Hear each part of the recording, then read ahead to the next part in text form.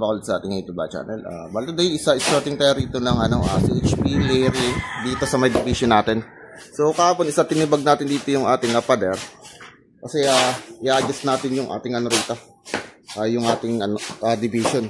So wala na kasi iba yung division dito kahapon. So matagal na panahon na kasi yun. Kaya napulbos na natin. Ngayon, babaguhan natin siya ng division naman.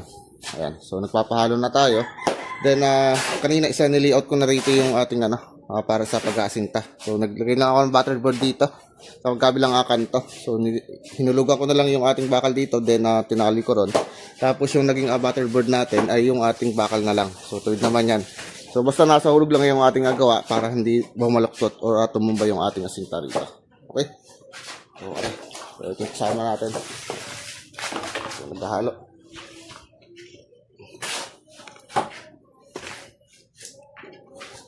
So, ayan mga master. Alamanan muna natin to. Itong mga rin. So, yung ating kapalang, yung ating hollow block isa 20. So, yung naging binder natin, isa dos lang ang binder natin dito.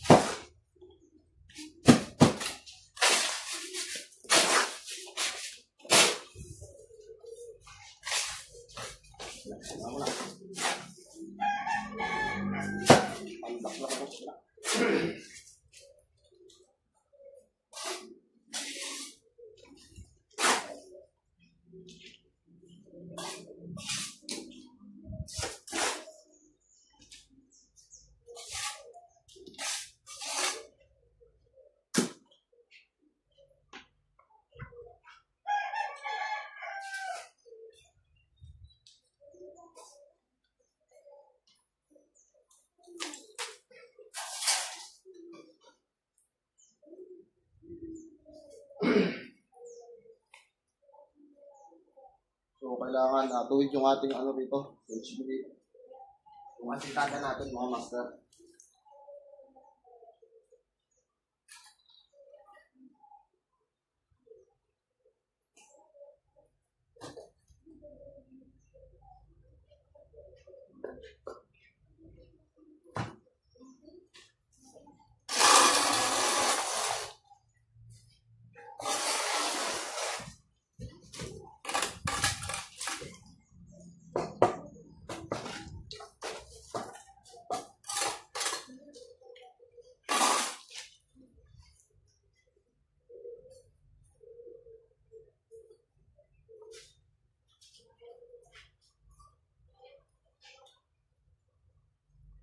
Then, lalagyan na muna natin siya dito, yung pagitan natin para hindi na kumalaw.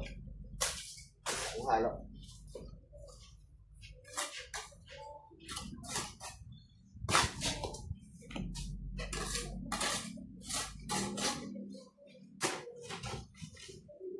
So, yung malaki ang butas, ito yung ibabaw natin. Yung maliit na butas mga master, ito yung sa ilalim natin.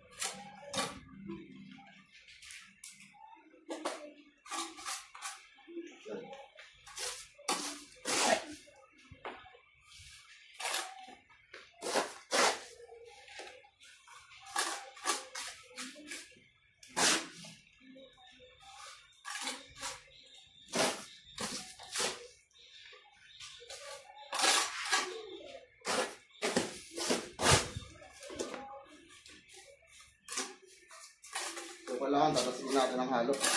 Hindi ampaw ang ating palaman dito.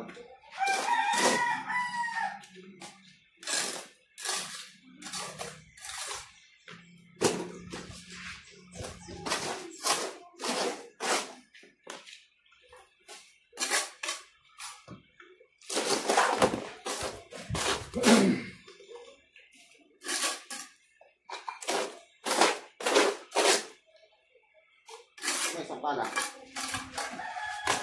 Isang pala lang ko. Alaman.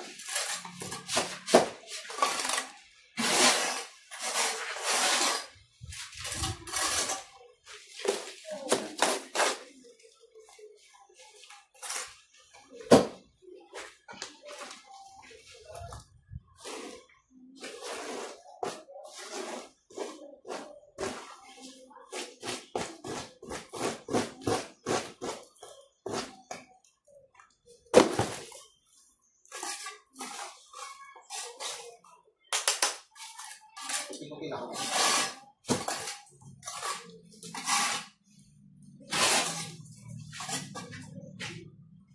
Yun lang. Natin lang yan.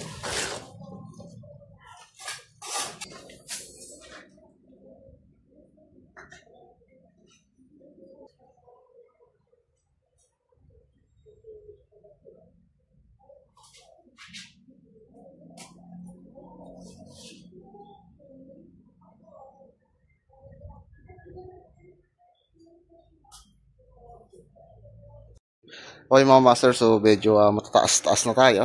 Ayan, bali dugtungan ko na siya ng bakal. So ito naman yung papatungan natin ng hollow block. Ayan. Tingnan tayo ng binder.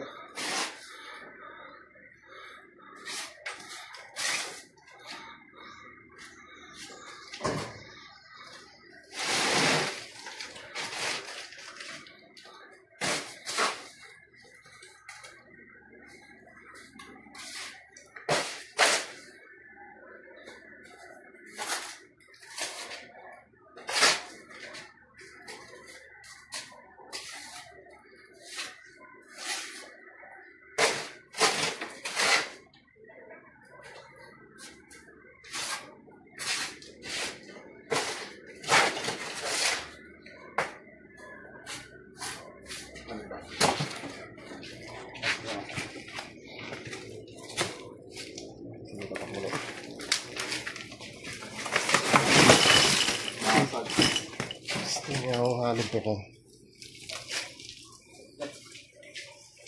Basag yung halog ka. Parang lambot.